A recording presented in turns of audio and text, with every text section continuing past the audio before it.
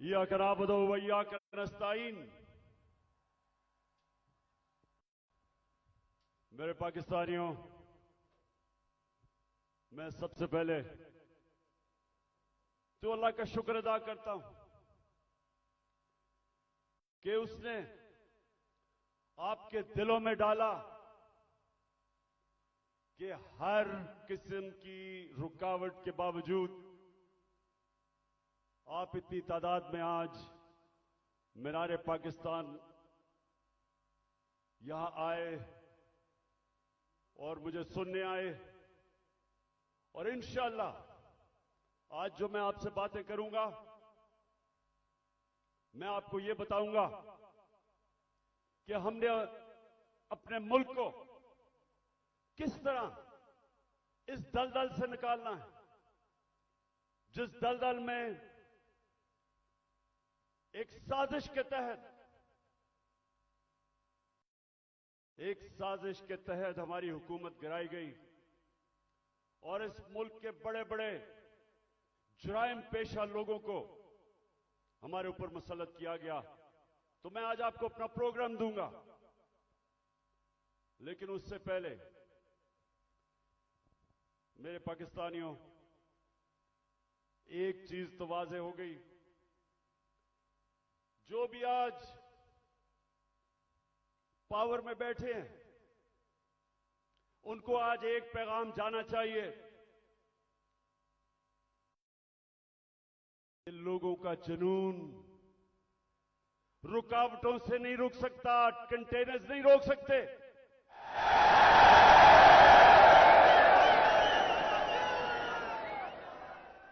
एक अंग्रेजी में एक मुहावरा है कि no force, no army can stop an idea whose time has come. कि जब अल्लाह लोगों के दिलों में एक सोच डाल देता है तो कोई दुनिया की ताकत उसको रोक नहीं सकती। आप कंटेनर्स रखें, 2000 हमारे कारकुनों को आपने छापे मार के जेलों में डाल दिया, ये जलसा फेल करने के लिए। खौफ और हिरासा फैलाया हुआ, सारे रास्ते में कंटेनर्स रख दिए। लेकिन जब अल्लाह लोगों के दिलों में एक सोच डाल देता है, कोई कंटेनर, कोई पुलिस, कोई रेंजर, कोई नहीं रोक सकता उनको। और ये कौम, मैं अल्लाह का खास शुक्र इसलिए भी अदा करता हूं कि मैं अल्लाह से दुआ करता था कि अल्लाह,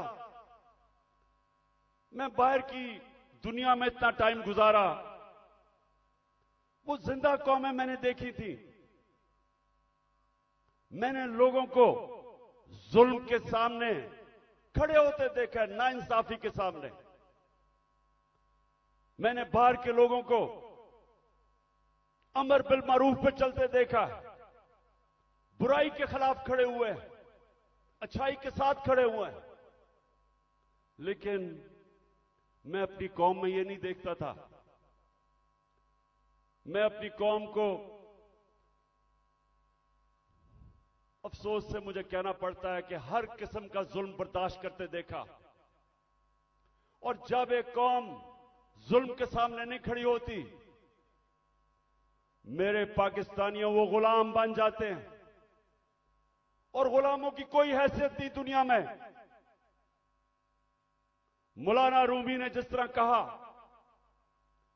कि जब मेरे अल्लाह ने तुम्हें पर दिए हैं, क्यों चूंटियों की तरह रेंग रहे हो? क्योंकि गुलाम रेंगते हैं, आजाद इंसान ऊपर जाते हैं। इलामा इकबाल, शायद ही मुसलमान दुनिया में इस तरह का ज़हन आया हो। उनकी शायरी, उनका फलसफा, गौर से उसको अगर आप पढ़ेंगे तो एक बार बार पैगाम वो देते हैं हिंदुस्तान के गुलामी के अंदर पिसे हुए मुसलमानों को जगा रहे थे। उनको मुसलमानों को याद करा रहे थे कि एक वक्त तुमने दुनिया की इमामत की थी और आज तुम्हारी कोई हैसियत नहीं है। जगा रहे थे उनको। सारा वक्त मुसलमानों को समझा रहे थे कि सिर्फ आजाद इंसानों की हैसियत होती है। तो पाकिस्तानियों, हम जो 23 मार्च बनाते हैं, हम 14 अगस्त बनाते हैं, लेकिन क्या हमें समझ है कि आजादी के लिए क्यों दुनिया तरसती है? क्यों आजादी? कई गुलाम भी बड़े खुशहाल होते हैं। कई मुल्कों के ऊपर दूसरे मुल्कों ने कब्जा किया तो वहां इतनी गुर्बत भी नहीं हुई, वो मुल्क कई बेहतर भी चल पड़े। हांगकांग एक मैं मिसाल देता हूं। हांगकांग गुलामी के अंदर उनके माशी हालात तो अच्छे थे, लेकिन पाकिस्तानियों सुन लो, जब से अल्लाह ने दुनिया बनाई है हमेशा इंसान आजादी चाहता है। वो क्यों चाहता है? क्योंकि सिर्फ आजाद इंसानों की परवाज है। कभी आज तक सुना है कि किसी गुलाम इंसान ने, गुलाम ज़हनियत के इंसान ने, या किसी मुल्क जो गुलाम हो, कभी सुना है कि उसने कोई बड़ा काम किया हो? कभी सुना है कि दुनिया में उनकी कोई हैसियत हो? गुलाम अच्छे गुलाम रहते हैं। गुलामों की जिंदगी में जिल्लत है। अगर इंसान जिसको अल्लाह ने अशरफुल मखलूकात बनाया, सबसे अजीम मखलूक, तो अगर उसको अपने मुकाम की समझ नहीं है तो वो तो जानवर भी दुनिया में आते हैं, खाते पीते हैं, बच्चे पैदा करते हैं और मर जाते हैं। इंसान तो वो है जो अपना मुकाम समझता है। और इलामा इकबाल ने ये सोए हुए मुसलमानों को जगाने के लिए कुरान के अंदर से, आयतों के अंदर से उन्होंने शेर व शायरी की। बताया मुसलमानों को कि तुम्हारा मुकाम है कि तुम एक अजीम कौम थे, क्यों ऊपर गए और आज क्यों नीचे हो? तो पाकिस्तानियों, मैं जो आज आपसे खास पहले तो अपना प्रोग्राम देने से पहले बात क्या करना चाहता हूं। देखें, हमारा जो कलमा है ला इलाहा इल्लल्लाह, वो याद रखें। आप अल्लाह के सामने दावा कर रहे हैं कि मौला तेरे सिवा हम किसी के सामने नहीं झुकते। ये बड़ा दावा है। आप अपनी आजादी का दावा कर रहे हैं। आप अल्लाह के सामने एक बहुत बड़ा वादा कर रहे हैं, गवाही दे रहे हैं कि मौला मैं मर जाऊंगा लेकिन किसी की गुलामी सिवाय तेरे नहीं करूंगा। यह है ला इलाहा इल्लल्लाह का मतलब। और जब मेरी नजर में, मैं कोई इस्लाम का आलिम नहीं हूं, लेकिन मेरी नजर में जब एक इंसान किसी और इंसान के सामने झुकता है, जब किसी बुत की पूजा करता है, और मेरी नजर में सबसे बड़ा बुत खौफ का बुत है, जब वो खौफ की गुलामी करता है, वो इंसान जो कुरान में कहते हैं, अल्लाह कहता है कि जब इंसान गिरता है जानवरों से भी नीचे चला जाता है। तो मेरे पाकिस्तानियों, यहां 23 मार्च 1940, 23 मार्च 1940 मेरे सबसे पाकिस्तान के अजीम लीडर कायदे आजम उन्होंने एक बहुत बड़े ख्वाब पाकिस्तान की रेजोल्यूशन पास की थी। मेरे वालिद इकरामुल्लाह खान न्याजी इसी मिंटो पार्क में वो सुन रहे थे और वो भी इस ख्वाब की कि जी पाकिस्तान बनेगा। हालांकि तब कोई नहीं समझता था कि हमारा पाकिस्तान बनेगा। कायदे आजम जब पाकिस्तान में, जब अभी पाकिस्तान नहीं बना था, जब कराची में पाकिस्तान बनने से 3 हफ्ते पहले जब वो कराची आते हैं तो अपने असिस्टेंट एडमिरल एहसन को कहते हैं, ये एडमिरल एहसन अपनी डायरीज में लिखते हैं, वो कहते कायदे आजम कहते कि मैं नहीं समझता था मेरी जिंदगी में पाकिस्तान बनेगा। बड़ा मुश्किल था ये मुल्क बनना, बड़ा ख्वाब था। तो आज हम अपने आप से पूछें कि क्या इस पाकिस्तान के लिए ये कुर्बानियां दी थी लाखों लोगों ने? हम जब बड़े हो रहे थे तो नहर के ऊपर जिधर हम रहते थे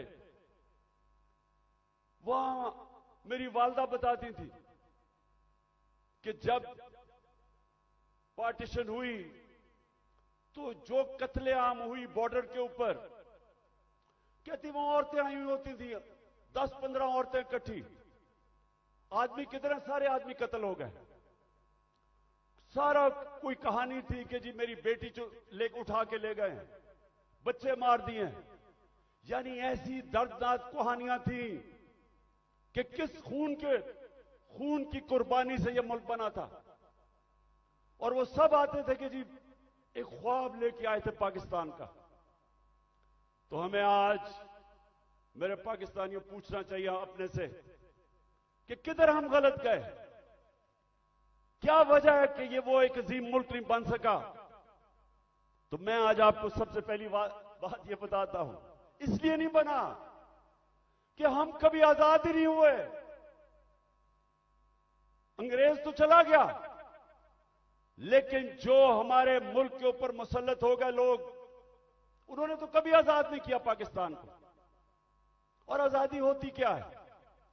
एक तो होती है कि हिंदुस्तान से अंग्रेज चला गया, हम आजाद हो गए, पाकिस्तान बन गया। लेकिन दूसरी आजादी, और ये मैं आज आपको पहले बात करूंगा और फिर अपना प्रोग्राम दूंगा, दूसरी आजादी क्या है, जो असल आजादी है। असल आजादी आपको इंसाफ देता है। एक कौम को असल आजादी तब मिलती है जिस कौम में कानून की हुक्मरानी होती है, जिधर इंसाफ होता है। और इंसाफ का क्या मतलब? कि जिधर ताकतवर और कमजोर कानून के सामने एक बराबर, जिधर कानून कमजोर आदमी को ताकतवर से तहफ्फुज देता है। जब एक माशरे के अंदर एक मुल्क का कानून एक कमजोर को ताकतवर से तहफ्फुज देता है, वो इंसानों को आजाद कर देता है। और वही आजाद इंसान मुल्क को उठा देते हैं। तो जो आजादी हमें रूल ऑफ लॉ से मिलनी चाहिए थी, कानून की हुक्मरानी से जो आजादी मिलनी चाहिए थी, वो नहीं मिली। क्यों नहीं मिली? पहले मार्शल लॉ लग गया। मार्शल लॉ का मतलब यह कि आपका आइन खत्म हो गया। जो ताकतवर है वो फैसला करेगा कि कौन सा कानून पे वो चलेगा और कौन से पे नहीं चलेगा। तो मार्शल लॉ लग गया। शुरू में जी लोगों ने बड़ा कहा कि हमारे मुल्क के हालात बड़े बुरे थे, सियासतदान तो काम के नहीं थे। तो चले जी ठीक है, मार्शल लॉ लग गया, हमें खतरा था हिंदुस्तान से। उसके बाद जैसे पॉलिटिक्स वापस शुरू हुई, हमारी बदकिस्मती यह कि जो हमारे डेमोक्रेट्स आए, उन्होंने भी कभी कानून की हुक्मरानी नहीं की, वो खुद अपने आप को कानून के ऊपर कर दिया। जब मार्शल लॉ आता था, कानून खत्म, आइन खत्म। लेकिन जब हमारे लोग जो डेमोक्रेट्स अपने आप को कहते थे, उन्होंने भी कानून को नहीं चलने दिया, अपने लिए एनआरओ ले लिया, बाकियों को चोरों को बेशक पकड़ो लेकिन हम कानून से ऊपर है। तो जब कानून की हुक्मरानी नहीं आई पाकिस्तान में, लोग तो आजाद नहीं हुए। तो यहां जंगल का कानून रहा है, जो ताकतवर है वो जो मर्जी कमजोर के खिलाफ करे, वो कमजोर बेचारा बेबस है, क्योंकि मुल्क का कानून उसकी हिफाजत ही नहीं करता और इसलिए लोग गुलाम रहते हैं। आज आप अपने पाकिस्तानी जो यहां से गए हैं बरतानिया, जो यूरोप गए हैं, जो पाकिस्तानी मुल्क से बाहर गए हैं, उन मुल्कों में जिधर हकीकी जमहूरियत है और हकीकी आजादी है, पूछे उनसे कि क्या उनके मुल्क में कब्जा ग्रुप होता है? कब्जा ग्रुप वो होता है जो ताकतवर कमजोर की जमीन पे कब्जा करता है और कानून बेबस होता है।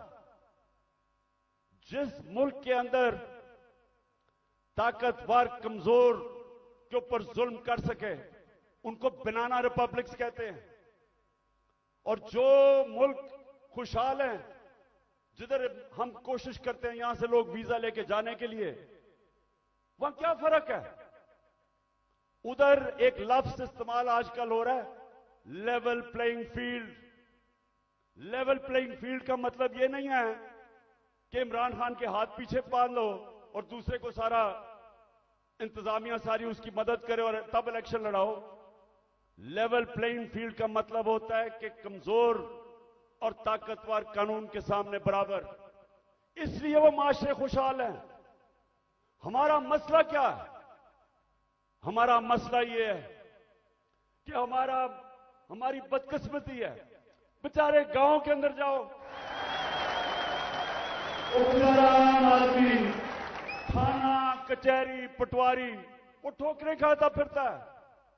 इंग्लैंड के अंदर, यूरोप में क्यों नहीं थाना कचहरी पटवारी? वहां क्यों नहीं है? क्योंकि इंसाफ है।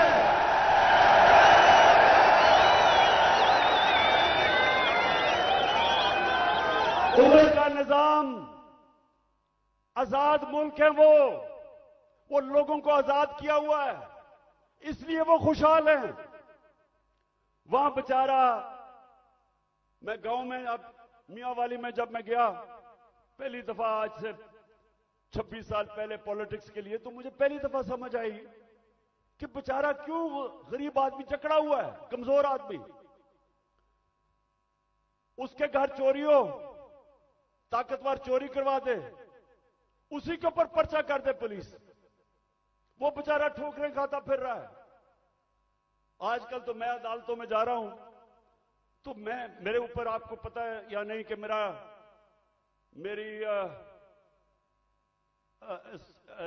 क्या करूं, सेंचुरी तो हो गई है मेरी, अब मैं 150 पे जा रहा हूं।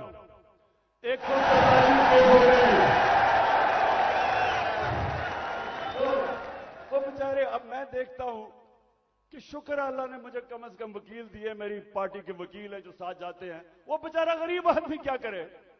उसके ऊपर आप केस डाल दें, वो दहशतगर्दी का केस, 40 दहशतगर्दी के केस है मेरे ऊपर, 40।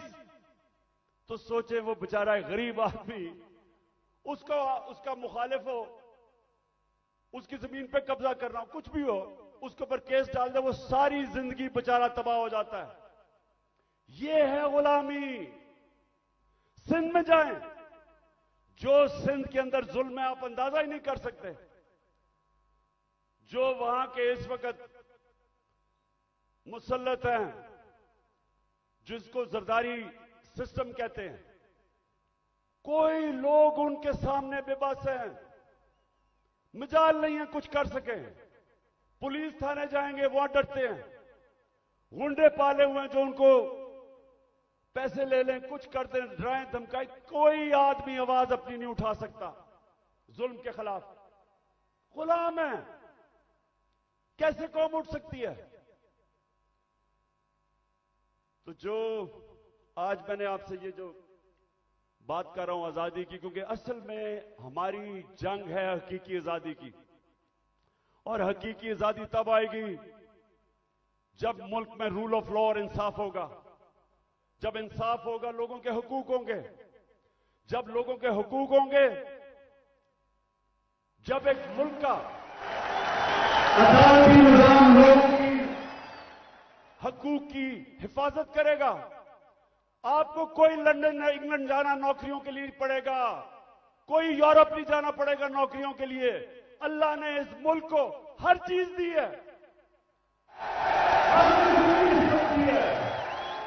हमें कोई जरूरत नहीं है कि वीजों के पीछे लाइनों में खड़े हों, फिर पैसे दें।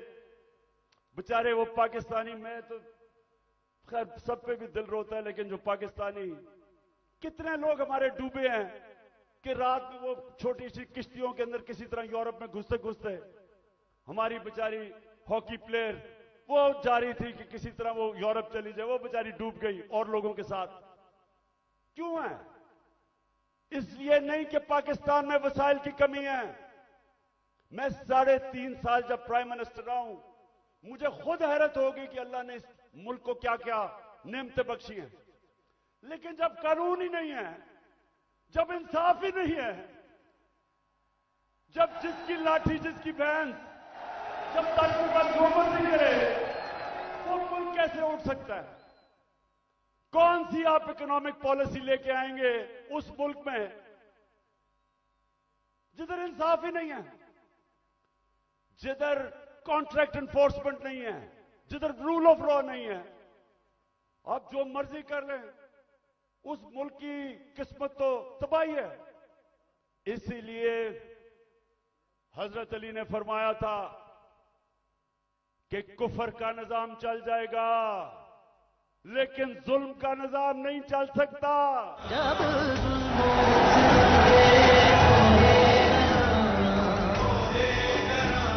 रुई की तरह उड़ जाएंगे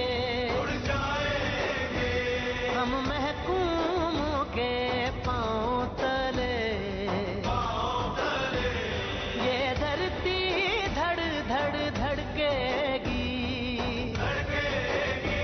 और अहले हुक्म के सहरुख पे जब बिजली कड़कड़ कड़केगी हम देखेंगे।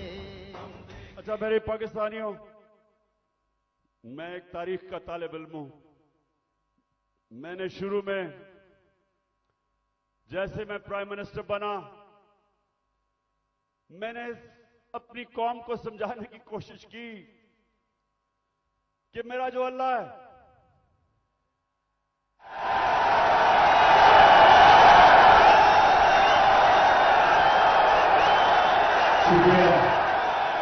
मैंने अपने लोगों को समझाया कि मेरा जो मौला है, उसका कुरान में कहता है कि एक इंसान उसका हबीब है, वो मेरे नबी सल्लल्लाहु अलैहि वसल्लम है।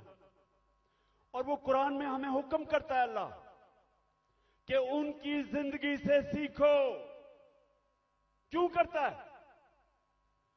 क्योंकि दुनिया की तारीख में कभी कोई इंसान को इतनी कामयाबी नहीं मिली, दुनिया की तारीख में कोई इतना बड़ा लीडर नहीं आया जो मेरे नबी सल्लल्लाहु अलैहि वसल्लम, उनके करीब कोई नहीं आया और ना आ सकता है, चाहे आप मुसलमान हैं या नहीं। किसी इंसान ने वो अचीव नहीं किया। तो जब अल्लाह का हुक्म है कि उनकी जिंदगी से सीखो, तो उनकी जिंदगी एक तो उनके अमाल है, लेकिन मदीना की रियासत उनकी सुन्नत है। और अल्लाह जब हमें हुक्म देता है कि वो जो रियासत बनाई थी मदीना की, दुनिया की इमामत की उन लोगों ने वो क्या चीज थी, वो क्या असूलों के ऊपर वो खड़ा किया था मदीना की रियासत, कि वो अरब जिनकी कोई हैसियत नहीं थी। ये जरा जो आप में से तारीख जानते हैं, जरा ये याद रखें। मैं बार बार लोगों को समझाता हूं कि 625 जंगे बदर, 625 जंगे बदर, 313 लड़ने वाले थे। ये जरा गौर करें, ये तारीख का हिस्सा है। ये जो वर्ल्ड हिस्ट्री है उसके अंदर ये डॉक्यूमेंटेड है। 11 साल के बाद 636, 11 साल पहले मदीना में 313 और उसके बाद 2 जंगों में खंदक और ओहद के अंदर बाल बाल उमा बची, बाल बाल बचे मुसलमान। लेकिन 636 जो वो उस वक्त की दुनिया की सुपर पावर थी, रोमन एम्पायर, बेजेंटाइन एम्पायर, वो 636 में यारमुक की जंग में घुटने टेक देता है, सिर्फ 11 साल के बाद। ये तारीख है। और दूसरी सुपर पावर जो पर्शियन एम्पायर था, वो 637 में कुदसिया में घुटने टेक देता है। तो मैं आज अभी भी हैरत होती है कि क्यों नहीं हम सीख रहे कि वो क्या असूल थे कि उन्होंने उन अरबों की हैसियत नहीं थी, 2 सुपर पावर थी, उन्होंने दुनिया की इमामत की। सबसे पहले मदीना की रियासत में उन्होंने जो असूल खड़ा किया था, अदल और इंसाफ, उन्होंने लोगों को इंसाफ देकर आजाद किया था, गुलामी से आजाद किया था। जब इंसाफ मिला उन लोगों को, इंसान बराबर हो गए कानून में। हजरत अली रज़ी अल्लाह ताला खलीफा वक्त एक यहूदी से काजी केस उनके खिलाफ फैसला कर देता है कि बेटे की गवाही नहीं मानता। यह मुसलमानों का इंसाफ था। आज की दुनिया में मुझे बताएं, अपने मुल्क को तो छोड़े ना, मैं बात कर रहा हूं जो मगरिबी मुल्क अपने आप को इंसाफ के आज हमारे से बहुत आगे समझते हैं, क्या वहां भी हो सकता है आज ये कि अक़लियत वो एक खलीफा वक्त से केस जीत जाए, और वो भी हजरत अली रज़ी अल्लाह ताला उनका मुकाम, क्योंकि इंसाफ था। मेरे नबी सल्लल्लाहु अलैहि वसल्लम कहते हैं कि मेरी बेटी भी चोरी करेगी तो उसको सजा मिलेगी। हजरत उमर, बेटा जब उनका कानून तोड़ता कोड़े मरवाते हैं उसको, कोई कानून के ऊपर नहीं था, इंसाफ था। एक हजरत उमर के दौर में वाकया हुआ, एक शहजादा मुसलमान हो जाता है, खाना काबा का तवाफ कर रहा होता है, एक गुलाम का पैर आ जाता है उसके चोगे पे, वो मारता है उसको, गुलाम को। गुलाम जाके हजरत उमर को बताता है, हजरत उमर उस शहजादे को बताते हैं कि तुमने ये किया था। हाँ, उसने कहा इसकी जुर्रत है। गुलाम को कहते हैं वापस मारो इसको। वो शहजादा दीन छोड़ के चला जाता है, लेकिन ये चीज कायम हो जाती है कि कानून के ऊपर कोई नहीं है। तो पाकिस्तानियों, अपनी तारीख से सीखो, सीखो। और ये जो आज मैं आज आपको उस नए दौर की तरफ लेके जा रहा हूं कि जब तक इस मुल्क में कानून की हुक्मरानी नहीं आएगी, हमारी जिंदगी में जिल्लत है। वो प्राइम मिनिस्टर भीख मांग के फिर रहा है, ठोकरें खा रहा है।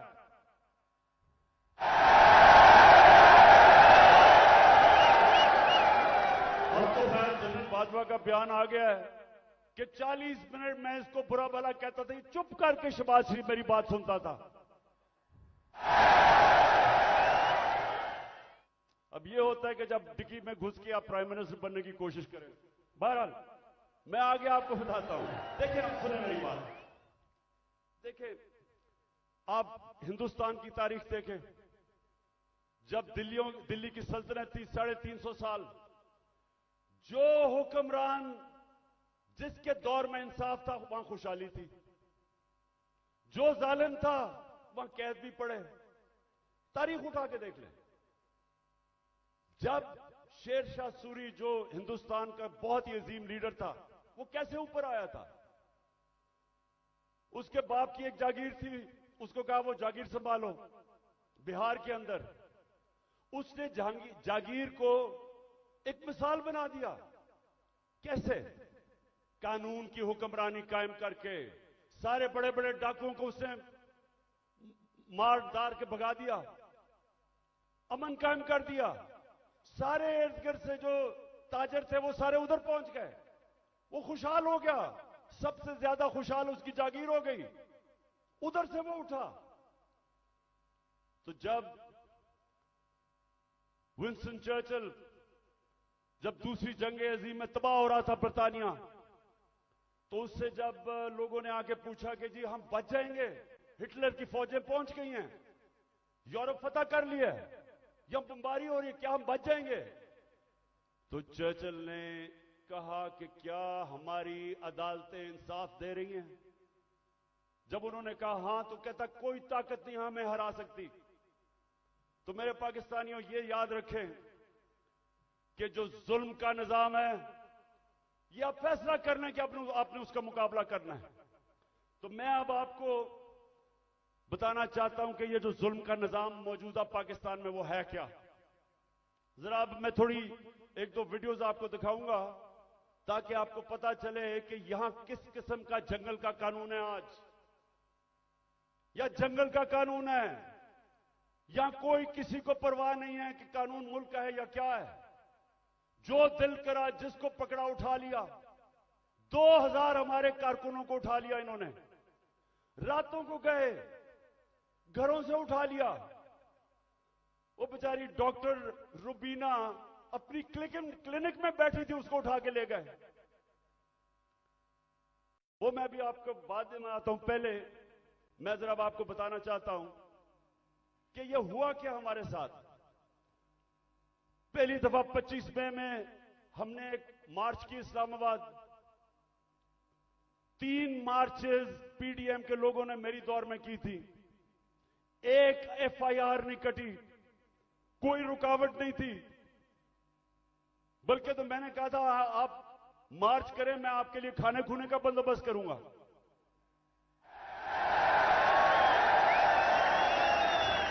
मुझे बेचारे बिलावल पे बड़ा अफसोस था, वो मुझे डर था रोई ना पड़े, तो मैंने कहा मैं तुम्हारे लिए खाने का बंदोबस्त कर दूंगा।